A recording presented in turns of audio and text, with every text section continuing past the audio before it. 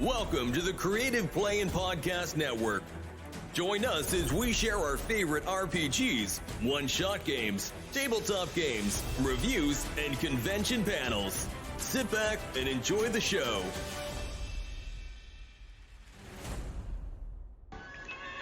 Hi, this is Kelly, aka Trixie from Ragnarok and Roll, assigned to Ragnarok Story, and to the Wimblewick from D&D Journey of the 5th Edition. First off, I would just like to say thank you to everyone for listening to our varied adventures, as well as for rating us on iTunes and rpgpodcast.com. If you haven't rated us yet, we would greatly appreciate it if you could.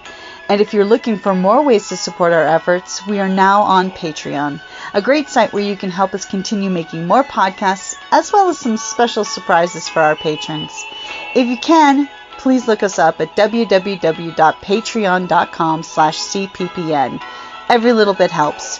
And again, thank you for listening. Hi guys, Jim here with Creative Play and Podcast Network. And Kelly. And joining us tonight is Daniel M. Davis, the creative genius mind behind SteamCrow and the Moster Rangers, and a new role-playing game set with the Fate system, the Moster Rangers role-playing game. Hello. Hey Daniel. Thanks for having me. Hey, you know, it's steampunk and SteamCrow and the Moster Rangers, and there's an RPG involved. How could I not say yes to all of these things? I'm just saying. And we've been a big fan of the artwork initially, of course, and you've had the Moster Rangers for a while. What inspired you to create a role-playing game for it? Well, so the Monster Rangers themselves, the lore of the community was 100% intended to be drawn from my world-building experience as a game master. So I took SteamCrow, which was, friendly monster cartoon art, and, wanted to infuse it with more story, and community. And so when we invented the Monster Rangers, I just opened up that part of my brain and let that give myself permission to kind of go, well, what would you do if this was a game, even though we didn't have a game? So, I made up lore and a bunch of tomfoolery and stuff with that kind of world-building storytelling in mind. And it worked. It got people, interested in what we were doing. And then it just took time to finally get my brain around, like, what is the Monster Rangers role-playing game? Like, what would that be like? Because it's not like a normal game. If you see alt scouting media, with monsters, it's 99% of the time killing monsters as a scout. And that's really not what we do with the Monster Rangers, because I love monsters, so I don't want to hunt and kill them. So it took some play to kind of figure out what it was about. And so a few years ago, I ran a Monster Scouts before we changed our name, role-playing game, and I did like 24, 25 sessions up on YouTube with some pals. Not really quite sure what it was that we were going to do exactly, but I kind of figured it out, some of it there, and then got busy with everything else and COVID and all that, and finally, this last summer, we went on tour, and somebody was like, "Hey, are you going to run any, Monster Ranger games for us?" And I'm like, I have nothing planned, but I brought my stuff. And so when I had some downtime between camps, I made a one-shot, and I approached it as a pulp game more than I had before. And that was a real aha moment for me to realize that pulp was one of the missing ingredients. Like, I knew I'd have a cult, adventure, magic, and all that, but like the pulp side felt really right. And once I plugged that in, it really felt like we were going in the right direction. So yeah. You hit magic with a K, like in your. Yeah, I guess. I mean, yeah, maybe. In terms of at least making sense, it just, two-fisted pulp tale kind of things, that kind of adventure, that tone really just, made sense, even though it's kind of before the pulp era, being 1913 and all, but I don't know, whatever, I don't care. But But yeah, it just made a lot of But you sense. even say alternate history. Yeah, absolutely. So yeah, The pulp came out a little early. That's all. Yeah, and it definitely 100% it has steampunk bones, but I don't like half the time when I see steampunk stuff, it feels like I haven't really been sold the right bill of goods. People will say things are steampunk that aren't very steampunk, or and so I just don't even describe it as that, even though if you know what steampunk is, the elements are there for sure. And anyway, it's fine, but it all kind of works. But I kind of like leaving it out just so you can kind of not take too much baggage with you when you learn about what this Monster Rangers universe is, if that makes sense. Yes. If I say, oh, it's steampunk, then right away they're like, oh, it's Victorian. I'm like, no, it's a little bit later, and closer and to Edwardian.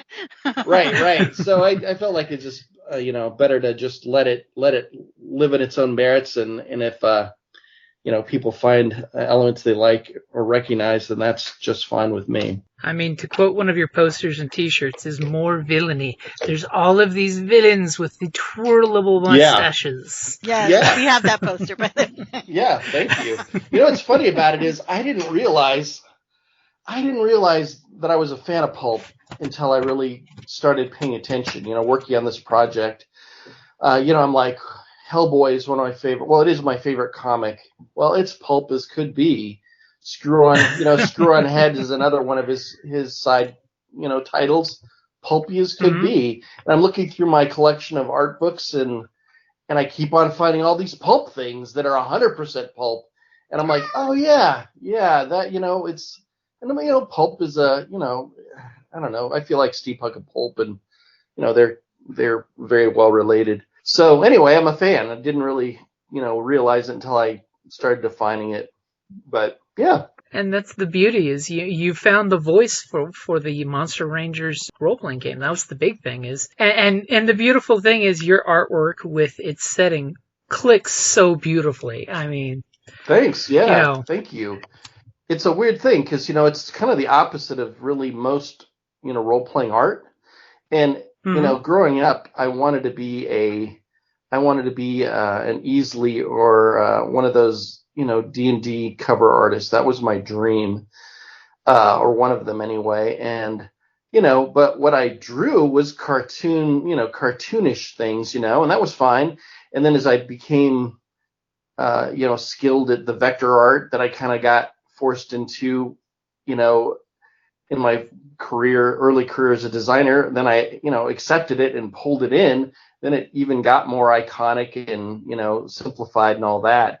So it is different, but it should all work together and all that. And it is just me, man. This is just for me, it's just my ultimate personal project, So I knew that I had to illustrate it myself, and I knew I had to write it, and design it. I had the images go perfectly well because it also has the simplicity. It really lends itself well to the badges, the merit thing, and it would it kind of is reminiscent of the old 50s Boy Scout handbooks, where they have these cheesy, I love it. It's just, there's that hint of nostalgia with that quirky sense of humor to it. Yeah. It's fun.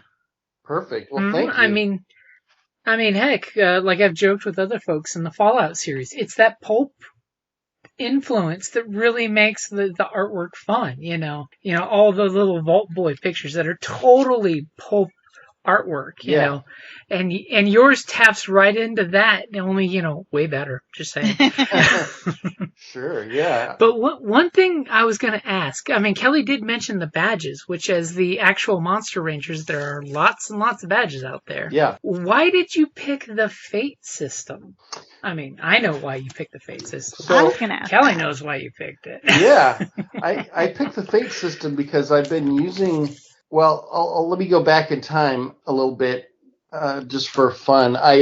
So like many of you guys, many gamers, I started with Dungeons & Dragons. So for me, it was first edition back in 1982. Mm-hmm. And so I started playing D&D, but by the time I was out of high school, I had jumped ship and already went to RuneQuest. For whatever reason, I played RuneQuest for the next decade. And so that's a percentile-based skill system. There's no classes anymore. And that really opened my mind up to thinking beyond D&D back then and go, wow, we could just make whatever kind of character we want with a lot more granularity. And granularity. Mm-hmm. So I played RuneQuest for a good 10 years, and then I discovered Fudge. So that's the freeform universal role-playing game, and it used these 4 dice that were pluses and minuses, and it had this ladder. And what was cool about it was, you were rolling on this chart, and it would tell you a word that described how well you did. It was a good success or a great success or a poor success. And all those things make sense to somebody that's never gamed before. And so because I ended up introducing a lot of people to gaming, it was a nice system. And so I started working on so I played that for a very long time. I don't even remember how long. A long time. I even did work for the publisher of Fudge, Grey Ghost Games. I did some cover art for them. I did a big cartography project for the Catherine Kurtz Daenerys series, and so on. So I was really involved with all that. I designed the Fudge logo. But I started working on Monster Commute role-playing game, and that was basically based on my comic, Monster Commute, Monsters in Traffic, which is still part of this universe, actually. It's a monster, the world of monsters, but there are no humans are there. And anyway, I made this with my pal Stephen Carpenter here in Phoenix. We worked on that game for a long time in Fudge, and we built this. It got to be an enormous document. It was so big, and we didn't, we were just writing, and it sort of collapsed under its own weight in terms of like, well, who's going to edit this thing?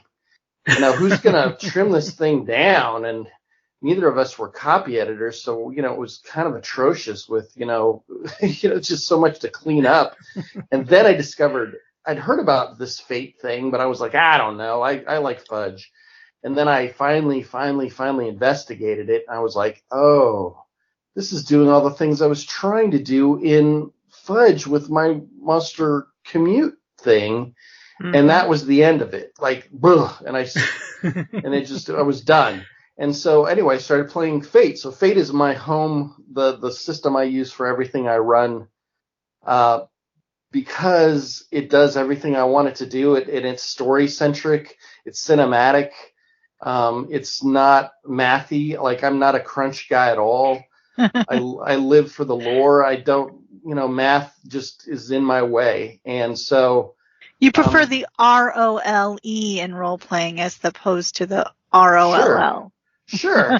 And I'm not against, action and combat and all that. But, there were times when we were, playing D&D and like we'd have this big combat. It would be like 7 hours. It was just stupid, because we're kind of trying to use it like Warhammer Fantasy Battle or something. And it was terrible. And so I kind of got used to, this other kind of viewpoint where, well, let's make things dangerous, and let's let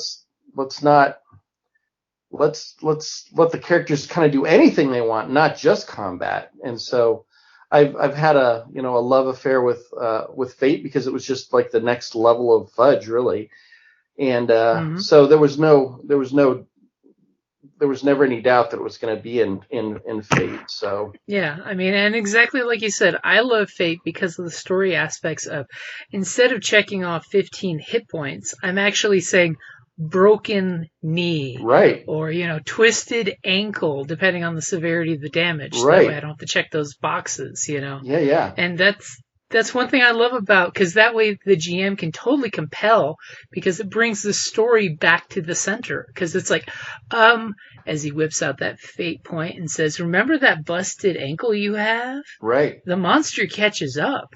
Right. "But I'll reward you for a tangible token for letting the story happen as it should." Yeah, yeah. And it also, I feel like, mechanisms like rule systems in real life with laws and everything else can create some strange outcomes that you may not have wanted, right? And so everything centering around combat sort of just keeps it in that realm. And what's great is that, you can do, fate is made so you can do anything. And so I tell people, well, don't worry about, know what your character's good at, but I know, I just demoed the game to new people that never played before, 2 days ago.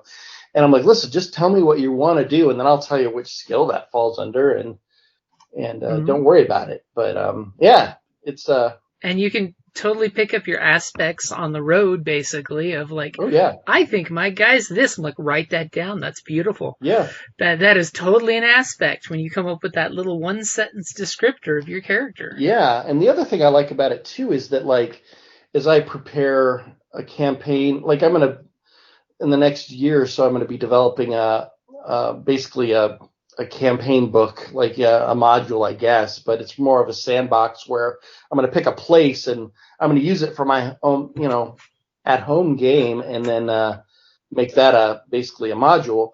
But what's cool about it is Fate also it isn't all about character advancement, kind of endless advancement. So if you build a core, I've got a pool of characters that I've been building for just one shots, right? And so they're just built like you'd build any character in Fate, and so they're interchangeable with anything I write down the road, because I know that everybody's going to have a great skill, they're not going to, and all that. So it's nice because it's predictable in that way. So I can make more content that is not dependent on level or whatever. And it's really easy and if you had a character that happened to have, higher skills, it's really easy to also just, adjust for that too. Mm-hmm. And it's great when you get to a advancement point when you want to change your character, because as characters ourselves, we all grow and evolve. You totally can just change your character sheet when you hit the plateaus, Yep. So that way you can say your character learned from blah blah blah, and you're now doing this. Yep. Take some new aspects, take a new trouble, drop your old trouble maybe, or whatever. Mm-hmm. Pick up a stunt or two. I mean. Yeah. Stunts, the ultimate power in the Fate system. Yeah, for sure. So, hey, for the Monster Rangers, do you guys have the equivalent of an Eagle Scout? So, we don't. You're... Not currently. Not currently. We it's interesting having a real community and then having the game, because they influence each other. I'm sure there is, actually. I just haven't made it up. I'm going to recommend Griffin Scout because it's the head of an eagle. Yeah, that's funny. Yeah, so in the Moster Rangers, there's no ranks in the club, right? But there are definitely ranks in the world. If there, it's kind of has a military sort of, there are definitely ranks in there. But yeah, I don't have one of those yet. And honestly, while I've been working on the Monster Rangers community for a long time in that lore, this is working on this world specifically. There were a lot of new things that have just happened recently. The United States of Liberty, the country that we're playing in, the alt America, is brand new. So I don't know a lot about it yet. I know some about it, but I'm just beginning, my world building, challenge on that. And I'm going to leave a lot of room for, game masters to go to town. So my goal is not to fill up every corner of this thing at all. I'm going to, on the map, eventually I imagine I'm going to maybe write a sentence about the cities you see on the map, but they'll just be like little hooks to give you ideas of what you could do with it. So cool. Yeah, I could totally see the GMs at home writing up, a wiki page on their city that they picked that they used for theirs to fight the corrupt cultists, because that's one of the cool things I do like about the RPG is the monsters are not the antagonists, Right. they're not the ones you go after. It's the corrupt cultists that want to hurt and hunt and destroy the beasts. Yeah, exactly. And sometimes monsters don't want to get saved too, so they're not always going to be really happy about encountering a monster ranger. So rangers need to be careful. But yeah, I tend to call all the antagonists of rangers the cults, because there are a bunch of them, and I'm going to make a whole bunch more. And some are government agencies. There's Agency M, which is the monster agency. So they know that monsters exist, and it's ill-funded, and they just have some guys out there just kind of watching and paying attention to what's going on. So they're not entirely antagonistic yet, but who knows what they'll decide. We got Mothers Against Monsters, ma'am. And yes, ma'am. Yes, ma'am. So I like them. I like them quite a lot. And anyway, it's a blast coming up with all the bad guys in this world. And in the book, in the Warden's Handbook, we talk a lot about the antagonists to give a good starting point for bad guys. So like Monsterology, the big bads. They're basically these folks from the old world that are these powerful families that have discovered that the monster world itself has power, and so they hunt monsters because they tired of the big game hunts in Africa, and now they want even more elusive and powerful things to hunt, and so they hunt monsters. And they learned that monsters are also the source of magic. And so by hunting and killing a monster, maybe you can steal its essence and plug it into some technology and, gain more power in the visible world. And so, yeah.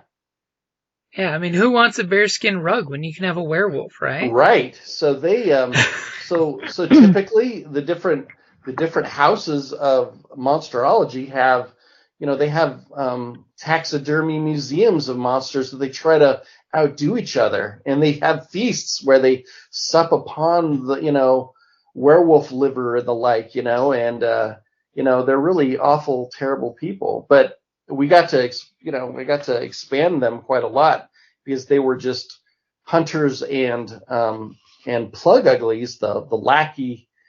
The big football linebacker lackeys, but now there's even more levels and parts to their organization. So that'll even be fleshed out a lot more, I think, as time goes on too. But yeah, it's fun. But it's been really fun to dive into the bad guys and what the different groups and what they want and what their own troubles are and all that. So yeah, it's been really a fun exploration, but like I said, we're just starting. So I'm pleased as punch that the Kickstarter has done so well, because, I'd want to work on it regardless, but it's done well enough where it's looking like it could be one of our best Kickstarters we've ever done. So that's encouraging to know that I can keep on working on it and not feel bad about it. How many days left do you have in case more people would like to get in on it? I think we're like 9 days left. So this is just a 2-week Kickstarter. So yeah, I think we've got 8 or 9 days left. So pretty short. Yeah, let me look. Yep. It's actually at 8 days left to go, according to Kickstarter. Yeah. Yep. There you have it. So for sure, I don't think we've gotten to this level this fast before. So yeah, so that's exciting, and I'm already working on the next publication, which would be the Blappo catalog. It's Blappo and Veer's catalog. So Blappo is this company that makes weird. So let me pause this. So we have so the world is called, the United States of Liberty is our country, but the world's really called Obscuria. And Obscuria is Earth plus the monster world. So not everybody can see that overlay. Most people, the nods, can just see the world just as we do here, right? They see, birds and weather and all that. But somebody that can imaginate, they can also see the monsters that are kind of invisible around us, or they appear as normal things, like maybe an ox or a homeless person or whatever it is. But really it's a monster. But their brain is telling them that it's this thing that they can understand. But it's also weird weather and all that. So there's a lot of strange things that one sees. So yeah, this Obscuria is this veil that of the world. And once you see it, you cannot unsee it. Yeah. So exactly. So a lot of people have had a lot of characters. You get to decide what happened. What happened to your character? How do they see into Obscuria? How did they learn to imaginate? So one of my pre-gen characters is he's a silent film actor, and he's an actor, and he got hit in the head with a falling light. A lighting rig fell and hit him in the head, and after that he can't remember his lines. And he could see monsters, which made him a terrible actor from here on out. Because it's very distracting when he's acting in this film, and he sees weird things stomping around on the set. And so anyway, he's a great character. That's awesome. And one thing I do like is the two source books, which is good with the player's source book and the warden's source book. Yeah. So that way the game master can have his book in the corner of his table, all to himself, my precious. Yeah, it just felt important, And this format is small, so it made sense that we'd have to have more than one book to kind of cover the basics, but yeah. Where I was going with Obscuria, now that I got off track with the Blapo, sorry, brother. See what I did there? So Blapo is an Obscurian company, so they're not really an Earth. I mean, they're kind of an Earth company. Like, they have offices that you could go visit as a nod, but they really make things for Obscurians. So they make weird, strange inventions, and a lot of it is that science, that steampunk Acme science. kind of. Yeah, where you've got things like, steam-powered vehicles like penny farthings and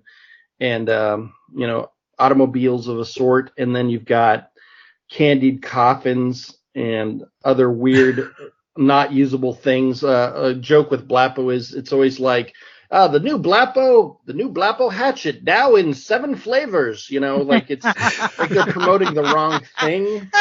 I love it.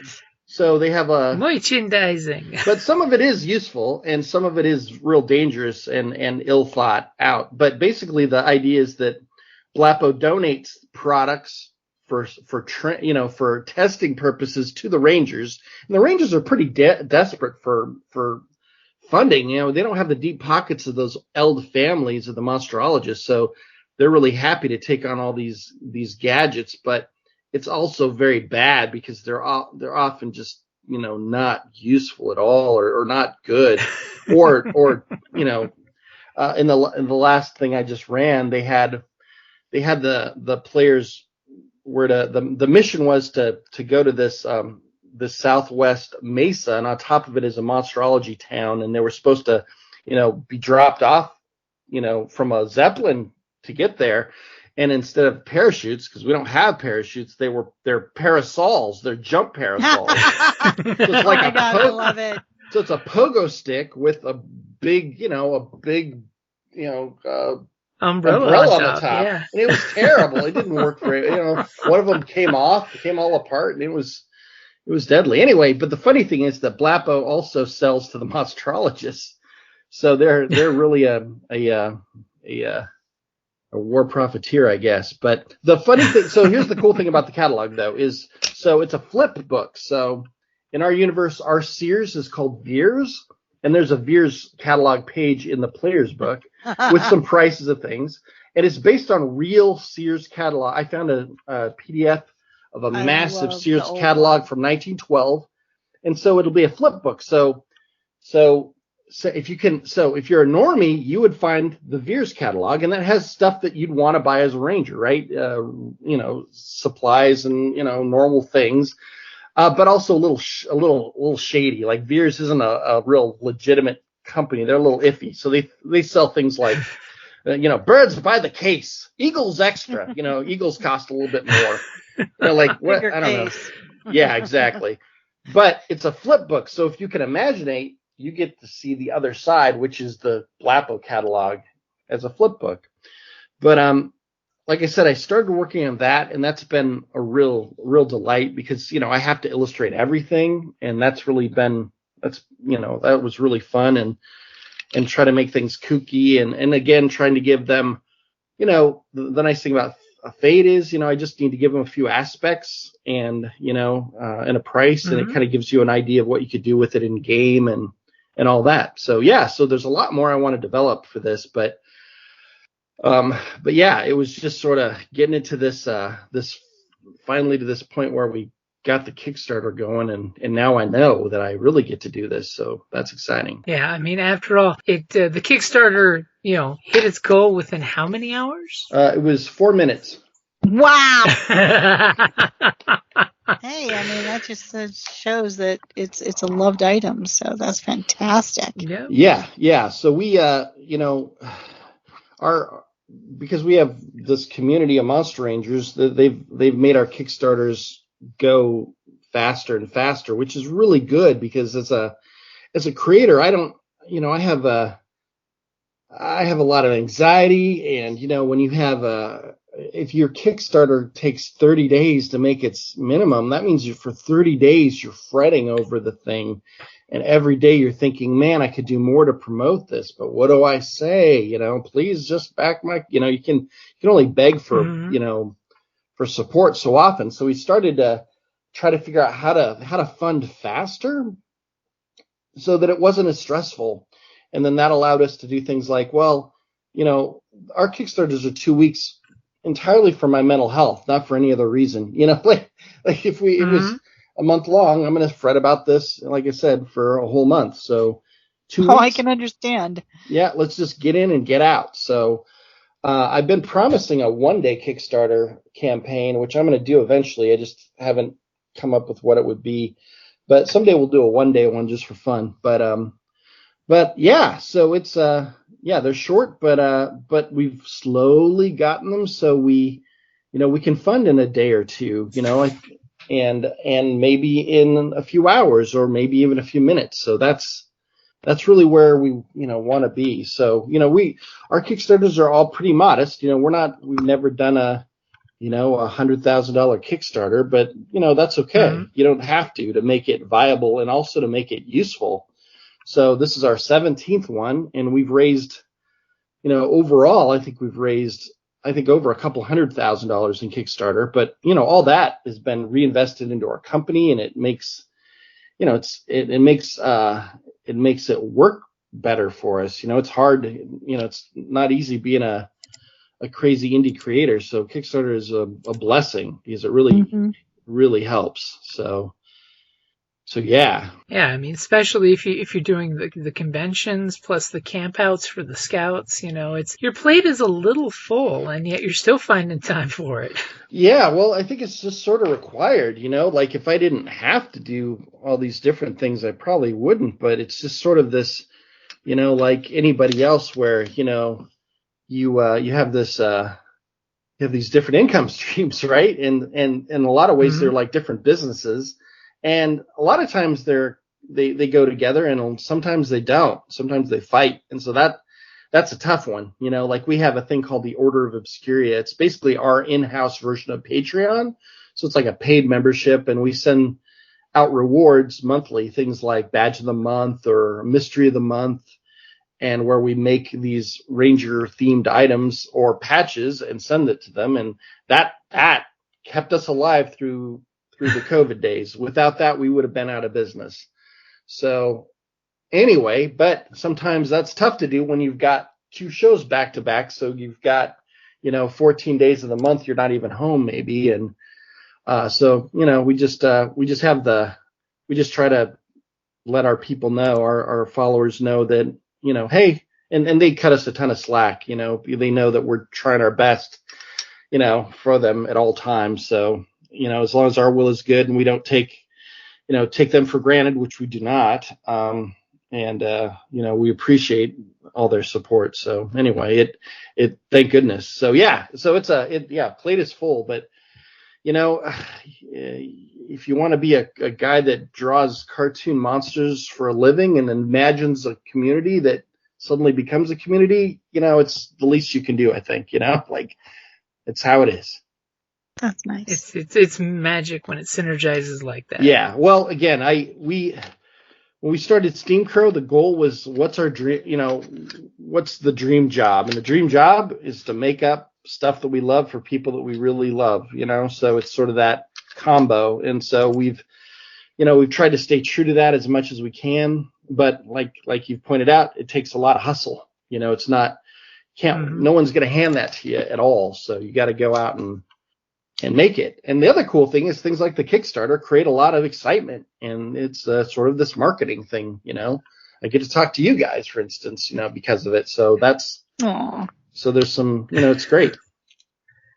And hey, the nice thing with the Kickstarter is there is some really cool swag. I'm just saying. And you announced the stretch goals today, and that was a huge one. Yeah. A lot of interest immediately popped up when you made that comment on there about the new stretch goals. Yeah, well, I felt bad. We launched the Kickstarter and we went out of town immediately. The next day we got in the van and we got off the grid. So basically what I would do is people would, as the Rangers would arrive, they're like, "Did you see what happened?" I'm like, "No, tell me what you got? What you got?" They're like, "Well, it's at 7,000 or something." I'm like, "All right." And then it was, at 8,000 or whatever.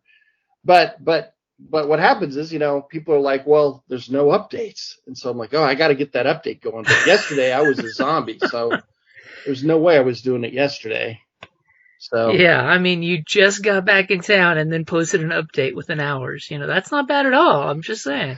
Yeah. So yeah, we're pretty, stretch goals are a real tricky thing in my head, because I think you want to have some rewards there, but you also don't want to go crazy with it because it could easily get out of hand. So I've seen, when Kickstarter was first kind of a big thing where you had your first webcomic guys that were, doing $10,000 and $20,000 and $30,000, it was, there was one fella in particular, I don't remember who he was by name, but he basically started adding all these add-ons, add-on after add-on after add-on, and it kept going higher and higher, and it, exploded, but to the point where when it all came time to deliver, he never factored in the weight of the product, so he was going to lose money on the shipping. Oh, and dear. So this person went out in the desert and they filmed themselves burning all the stuff from the Kickstarter, and they were having a mental breakdown. And I'm like, oh boy. So that lesson's always been in the back of my head. So we try not to go all the stretch goals. There's not many, but we planned for them all. They've been, our packages were weighed with them in the package, so we know how much it weighs. But it doesn't go crazy on the stretch goals. We're not like Reaper Minis where, they're going to have, 50 unlocks or 100 unlocks as it goes.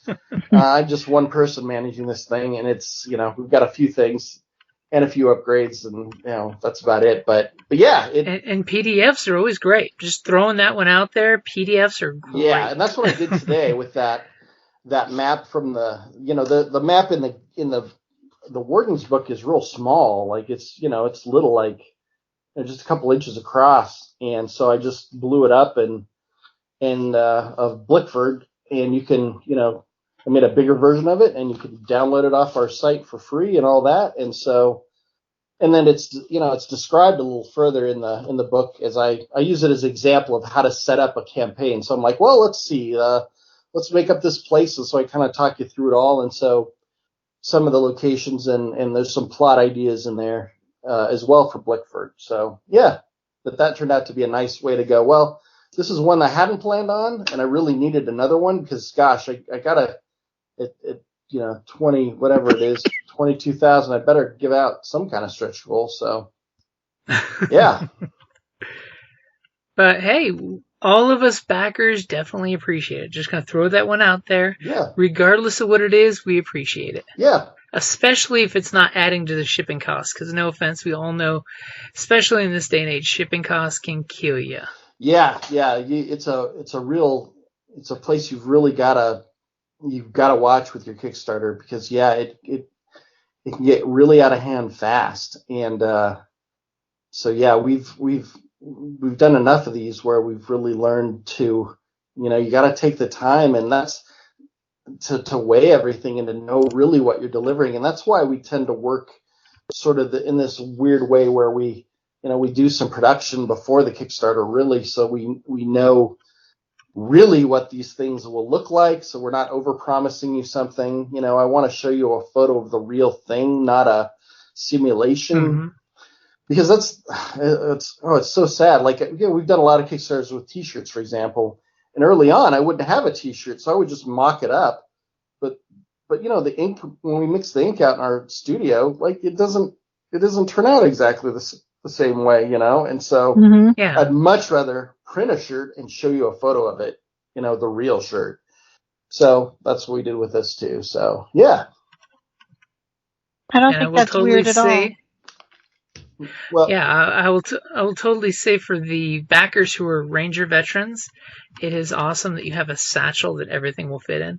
Just gonna throw that out there. Yeah, the satchel is one we've used a lot before, and so Donna had the idea. She's like, "Hey, the map case that we've used in the past, I think it might work for your books." And so we pulled one out, and they fit perfectly in there. So it's rad. Like, it's a really cool.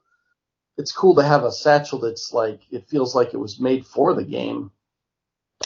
And I'm sorry, I love the badges being the shape. So it's so much easier to like put them close together as opposed to like round or something. It's fantastic. Yeah, that was the concept from day one. When we were sitting out on my mom's farm, we were visiting and her place, and she was an outdoors person, so she was a mule rider and a backcountry horseman, and did a lot of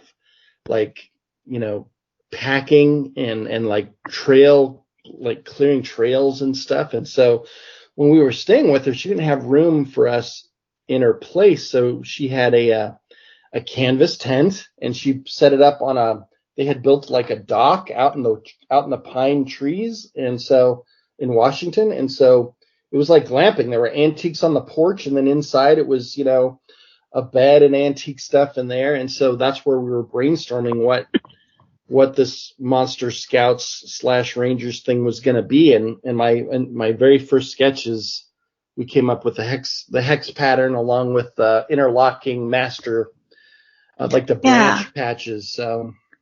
It's clever. I like it. Yeah. Again, it just sort of was another opportunity to make it different than Boy or Girl Scouts, but also make it, design oriented. Like this is a big design project for us. So yeah. I mean, especially with the different shaped patches that totally interlock, like that jackalope one that's huge, and the rest just beautifully interlock around it. Yeah. I also like the fact that it's hexagon. Yes, exactly. Yep. See? Exactly. That is so clever. Absolutely. Yep. It's the hexagon. I will tell you a secret. It took me the longest time to figure out. The last big idea I had for the Rangers game was that the hex badges did something. I don't know why it didn't occur to me this entire time that badges would be more than just a mission reward. It took me forever to realize that badges are cantrips. That's awesome! But it took me forever to figure that out. Like, that was one of the last things I came up with, because I'm like, wait a minute, it seems like I'm missing some opportunity here with this game. What is it? And then I looked at the badges and I'm like, wait a minute, badges, of course, the badges do something, which is cool because it allows every player to be a magic user to a minor degree. So everyone gets a power of some sort, and it gives you rewards. It's another way to also in Fate, since we don't have all these different levels that you can level up a character, badge rewards become the way that you can. You can become more powerful. And aside from really the real power in my campaigns is knowledge, right? Knowledge and connections. The more you know what's going on, the better things are for your character. But yeah, getting powers and badges, awesome. So like the Goblin Tongue badge, that's the badge that comes with the campaign. Well, that means that when you have that badge, you can speak with, the goblin kind and be able to, communicate with them. That's a minor thing, but it's cool. It is awesome. I think it is one of my favorite things. Yeah.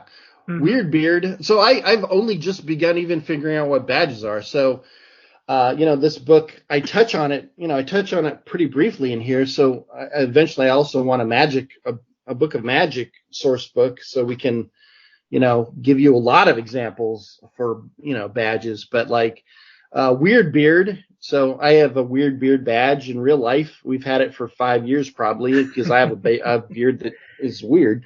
And so Weird Beard allows any person that has this sewn onto their uniform, they can grow a foot of beard a day or suck up a foot of beard a day. It doesn't matter what gender you are, but sometimes that could be helpful. Probably not, but it could be. So anyway, yeah. So spirit badges, they do stuff. I think that makes it kind of great. So I agree. And it totally goes back and reinforces the Monster Rangers. It brings you right back to we are collecting badges for a reason. Right. Yep. And so what's fun is, in the game I ran last weekend, they were trying to save the bear ghost. Well, I did it because I have a bear ghost badge. So, at the end of the conclusion of the game, I told them all, each of you earn your bear ghost badge. And then I went back and I gave them all a real bear ghost badge. Aww, that's so that awesome. So that's pretty neat to be able to have that kind of tie-in, So. Mm-hmm.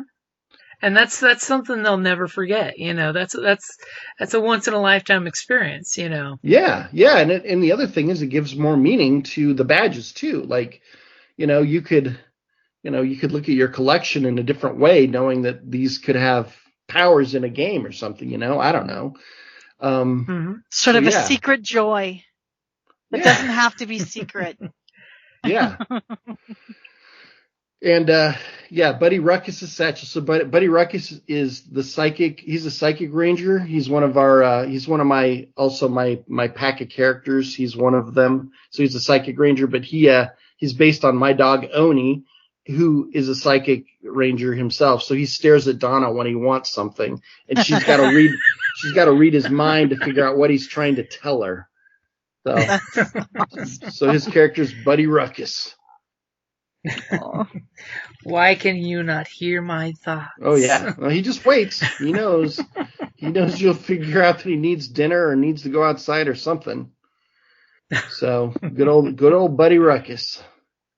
But yeah, Pulp, that's the other fun thing of Pulp, you guys, is naming.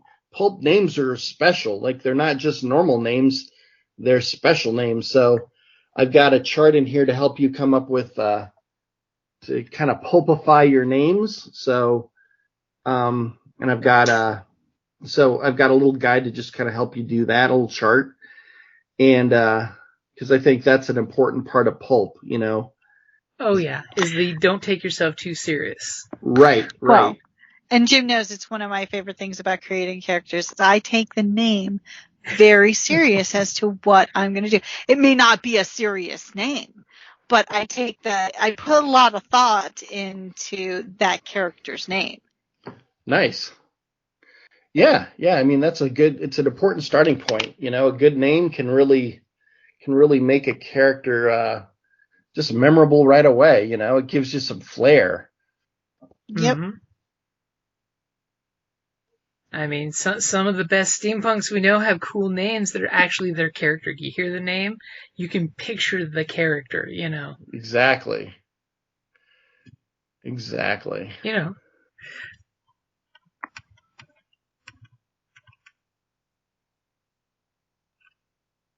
So I gotta ask you, since we've talked about all these magnificent things, such as, the Monster Scouts and the RPG and, SteamCrow, where can folks find you online under the different groups? Because I know SteamCrow's got its own site and Monster Rangers has its own site. Yeah, so, and I know that if you just discovered us, it's probably confusing on why you have SteamCrow and why do you have Monster Rangers, but SteamCrow predates the Monster Rangers by probably a decade, so we just couldn't get rid of it. It's sort of it's kind of the studio that makes the Monster Rangers. So we basically call SteamCrow the headquarters of the Monster Rangers at this point. But you can find us at steamcrow.com. That's basically our store. And that's where all the downloads will be for, when I make downloadable PDFs, they're going to just be over there. Like right now, you can download the character sheet, for example, for free in our store. It manages, downloads really nicely. So I just like to have it do that over there. And then Monster Rangers is on monsterrangers.com, which has a bunch of lore and badges and the branches and holidays and stuff that is too big for these books and community stuff too. So, but a lot of it's blurry between what you could use for the role-playing game and what you can't, but mostly you can because it's all the same kind of lore. And then on Facebook, we've got the Monster Rangers group. So just look for Monster Rangers, and there are probably 30 different subgroups of Monster Rangers by locality. Most of those aren't very active, but then we have our core one, which you'll see is the biggest one. We even have a barter circle group to trade your, let's say you end up with duplicate badges. You can trade stuff there. We have another group for, cronies, people who help us out, and so on. And then we have Instagram for SteamCrow, which is SteamCrow, and the Monster Rangers is our Instagram handle. So we've got two of those things. So yeah, all those kind of places. So if you Google SteamCrow, you'll find the most about us. If you Google too much Monster Rangers, you get a lot of Power Rangers or Monster Rancher, which is really annoying. So, but it's out there. Yeah, and it's definitely an awesome thing. Plus, you can totally get the Monster Rangers notebook to go along for your game notes. Yes, Kelly, one has been ordered for you. I love notebooks. It's a perfect companion for the game because it's exactly the same size. So, yeah, I think it's a great journal. And a side secret, someday, I haven't worked on it yet, but I'm going to make a character journal that goes right along with this format. So someday we'll have a character journal too, I hope. So, yeah. Yeah, and is there any conventions coming up that you're going to? So we're going to be at Emerald City Comic Con here at the beginning of March. So just a few weeks, really. So we'll be up there in Seattle, and then after that, we're going to be at Crit Hit, the local Phoenix game con, and then we're going to be at Game On Expo as well. And at both those, I think we're mostly just doing demos. I think if I may try to do a suitcase store or something at one of those, I don't know, we'll see. But for sure, we'll be demoing at those two events. And then after that, we're going to be at Monsterpalooza. Actually, Monsterpalooza is before those events I just told you about. And then after that, we have Midsummer Scream in Long Beach. And then it's our camp tour again in the summer. So we're doing less Comic-Cons at the moment and trying to do more local stuff. Oh, and yet another thing. Sorry. The Witchcrafted Market. We're going to be there too. So the weekend after Emerald City, we get back, we have a show right away. So you are all over the place. Yeah, I know. It's when it rains, it pours. You've got to kind of, for now, we need to, the cons are our marketing, so we got to go do it. So yeah, so we'll be at the Astera Market here in Glendale in April. But probably less events than most years. So, just kind of how it all fell out. Like, we would have been at Fan Fusion this year, but Monsterpalooza had the same date. So, maybe it'll be good to skip a year or whatever. So, yeah. Call it a restructuring year. That's what we called it. Yeah, I guess. Yeah, just how it is. So it's just can only do so much, man. And I'd like to be at home writing this stuff if I can be, but got to fight for that time. What? Take time to actually go home? Yeah. Isn't your motto supposed to be less talk, more villainy? That's not my motto. That sounds like a monsterology thing. You ask me. No, I'm a homebody. Like, I'd be plenty happy to not leave home. So I'm happy being here a lot. So yeah. Well, see, I definitely have to say on behalf of the Monster Rangers, thank you for the craziness you do. Yeah. Because look what you've done, you know. Yeah, it is crazy. I can't, I forget a lot sometimes. I just know I've got all these things to do, and I wish I could do them all a lot better than I'm doing them. So I'm kind of stuck there, and then I forget. I'm like, oh, holy cow, this is I'm so lucky to get to do what I get to do with Donna. So it's a privilege, absolutely, and so I don't take a second of it for granted. So yeah. Well, we thank you for creating such a vibrant community around these brilliant and fun ideas.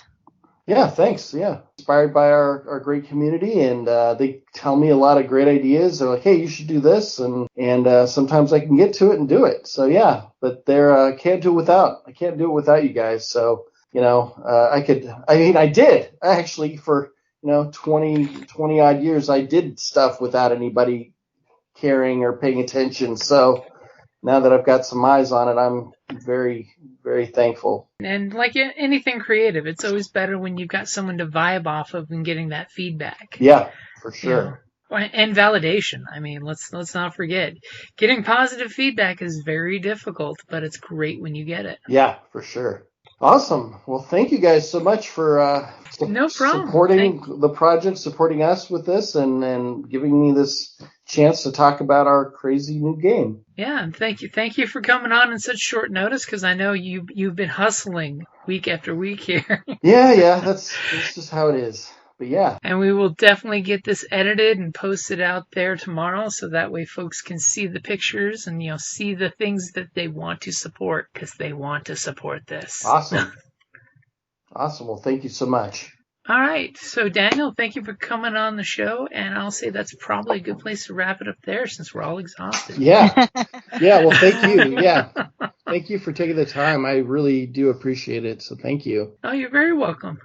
And again, thank you for everything you've made for everybody. That's all I'm going to throw out there. Yeah. It's I can't help it. I have to do it. But yeah, I'm so glad that someone cares. It's so nice. Lots of people care. Come on. See, I will totally throw this out there that you should think about RingCon in the fourth quarter of the year, because we know a lot of Tucson players who play Fate, and this would be a hit. When? So it's the fourth quarter? It's going to be like September-ish. September. They haven't announced the dates yet. Yeah, well, I'll pay attention. I am on tour through like the middle of September with the camp tour, but I'll pay attention and see if I can, when I suss out when it is. Alrighty. If nothing else, once the dates come up, I'll totally, drop them over to you saying, hey, nudge, nudge. Yeah, sounds good. That'd be excellent. It's hard to hear about stuff on the Facebook these days. It's hard to get, everything's so... Get the algorithm to actually work. Yeah, the algorithm is all about holding everything back. Yep. But awesome. Yeah, that's a great idea. So thank you. And yeah, thanks again, you guys. You guys rule. Welcome. I really, like I said, I really appreciate it. Thank you so much, Daniel. All right, I'll give you... Have a good night, guys. Oh! Good night, guys. I had to get that caw in there.